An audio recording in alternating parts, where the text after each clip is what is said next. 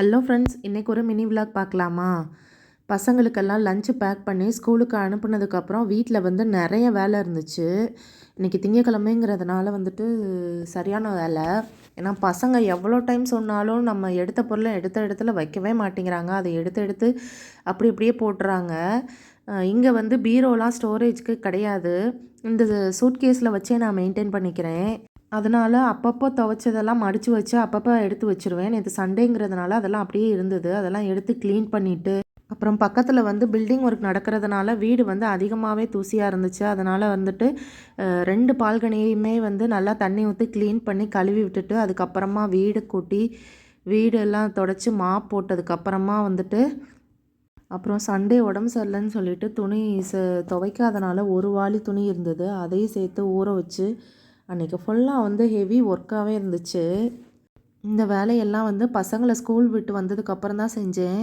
அதுக்கப்புறம் அந்த வேலை செஞ்சு முடிக்கும் போதே மணி வந்து 12 மணி ஆயிடுச்சு. அப்புறம் கொஞ்சம் நேரம் தான் இருந்தது.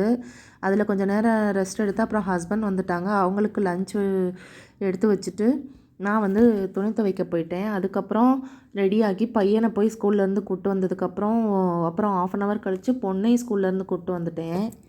இல்லை, வீடு பார்க்கும்போதே வந்துட்டு ஃபுல் ஃபர்னிச்சரோடு தான் வீடு பார்த்தோம். அது வந்து அப்போதைக்கு கிடைக்கல. எல்லாருமே ஜூன் மந்த்து தான் வந்துட்டு காலி பண்ணுவான்னு சொன்னதுனால, சரி நாங்கள் வந்து ஒரு பக்கத்துலேயே ஒரு புது பில்டிங்கில் வந்து புது வீடாகவே இருந்தது. அதையே ஓகே நம்ம அட்ஜஸ்ட் பண்ணிக்கலாம்னு சொல்லிட்டு எடுத்துட்டோம். அதுக்கப்புறம் வந்து இது அக்ரிமெண்ட் பிரகாரம் வந்து 11 மாதம் வரைக்கும் நம்ம வந்து காலி பண்ண முடியாது. அப்படி காலி பண்ணால் நம்மளோட அட்வான்ஸில் உள்ள காசு தான் பிடிப்பாங்க.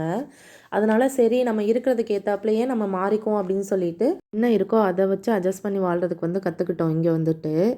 இது வந்து நாங்கள் ஏற்கனவே ஹஸ்பண்ட் கூட 3 மாதம் அந்த மாதிரி லீவில் போகும்போது எங்களுக்கு வந்து இந்த மாதிரி இருந்து பழக்கமானதுனால ஓகேன்னு சொல்லிட்டு எங்களுக்கு இதுவே பழக்கமாயிருச்சு.